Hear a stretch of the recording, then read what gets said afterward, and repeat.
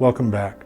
We're seeing that the progressive nihilist is animated by two interrelated or interconnected desires. The first is a desire to separate us or unmoor us from our history, which is to say, from our shared cultures, beliefs, and values. And that's done as the necessary precondition for the creation of a better world in the future. And that's what's important for the progressive nihilist. Not the past, not the present.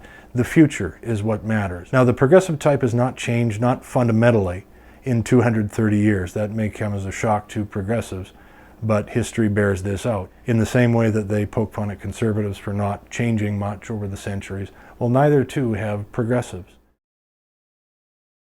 German philosopher historian George William Friedrich Hegel wrote his philosophy of history in the 19th century. And in his exploration of the Athenian mind, of the Athenian spirit during the classical age, we see the appearance in Athenian democracy of the progressive type for the first time. Of the Greeks in the first and genuine form of their freedom, we may assert that they had no conscience. The habit of living for their country without further analysis or reflection was the principle dominant among them. To the Greek, his country was a necessary of life without which existence was impossible. It was the sophists who first introduced subjective reflection.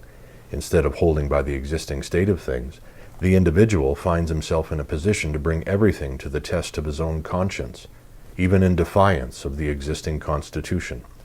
George Wilhelm Friedrich Hegel. We see in Hegel's description there of the Athenian mind during the classical age of Athenian democracy a transition. It's a transition from firm and settled convictions about who and what Athenians were to rootless, aimless, and ultimately fruitless challenges to the existing social and political order. We see the progressive type. Now, it's interesting to add here, it's sort of an idea that's out there on the periphery, but the progressive type is as much a part of Western civilization as a conservative is.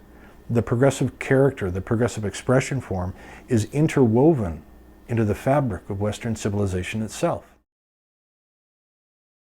Now, as we transition out of antiquity and make the long trek toward the modern age, the progressive type, of course, comes with us. And when we arrive in 1789, we see the progressive type still there. The progressive type is questioning and still challenging the existing social and political order.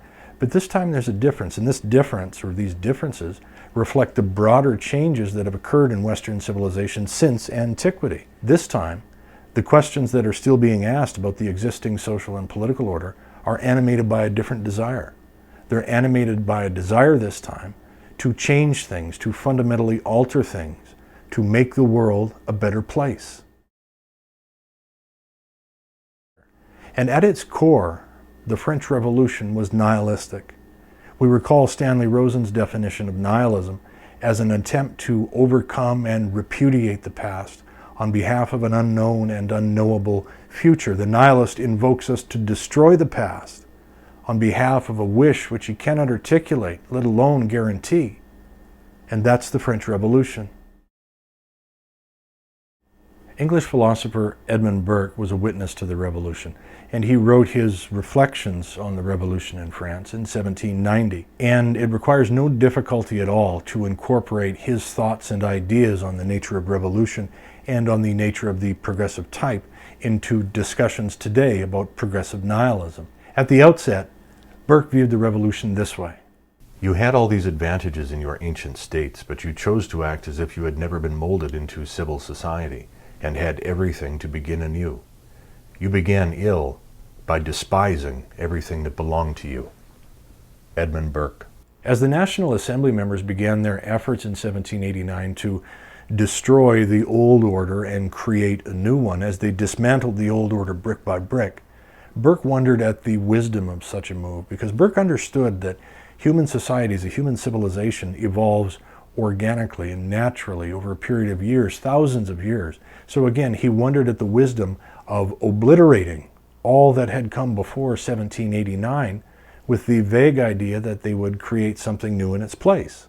To avoid evils 10,000 times worse than those of obstinacy and the blindest prejudice, we have consecrated the state, that no man should approach to look into its defects or corruptions but with due caution, that he should never dream of beginning its reformation by its subversion, that he should approach to the faults of the state as to the wounds of a father, By this wise prejudice, we are taught to look with horror on those children of their country who were prompt rashly to hack that aged parent in pieces and put him into the kettle of magicians, in the hopes that by their poisonous weeds and wild incantations they may regenerate the paternal constitution and renovate their father's life.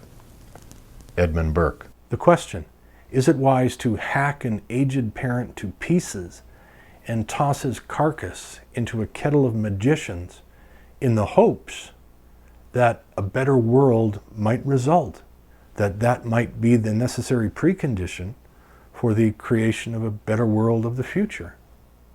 The answer to that question is doubtful. Burke raises an interesting point about wisdom.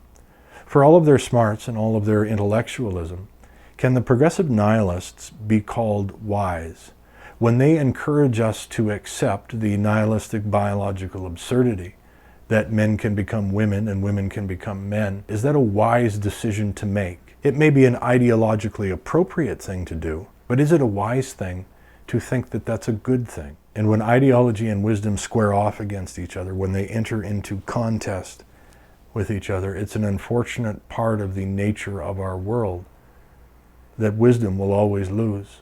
Of all things, wisdom is the most terrified of epidemical fanaticism, because of all enemies, it is that against which she is least able to furnish any kind of resource.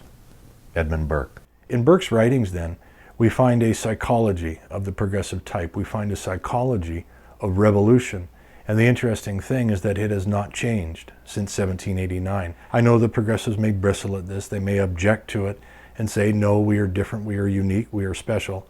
But history, and Burke as well, would argue otherwise. And historian Conor Cruz O'Brien argues that not only have modern revolutionaries followed the same path as the Jacobins and the Sans-Culottes in the French Revolution, they have sought the same goals.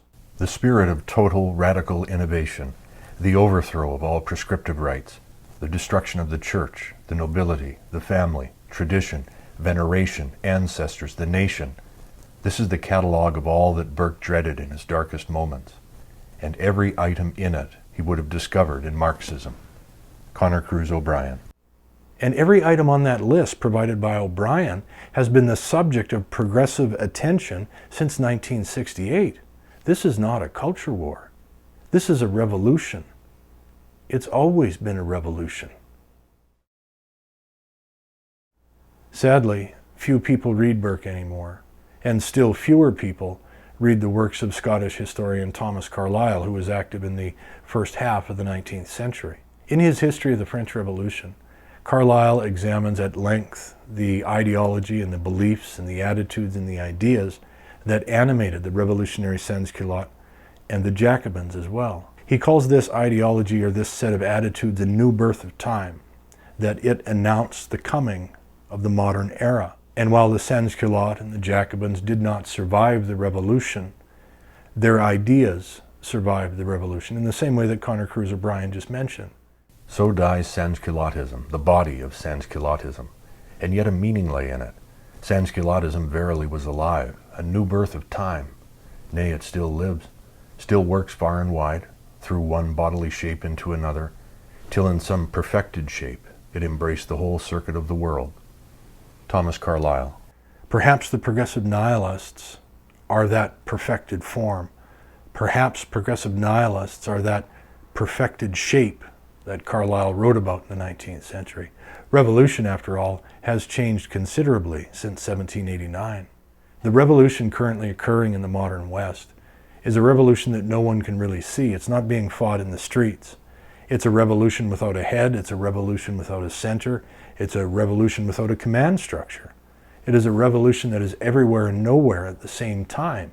But it's a revolution that occurs in classrooms. It's a revolution that occurs in high schools, in elementary schools, and in our cultural institutions.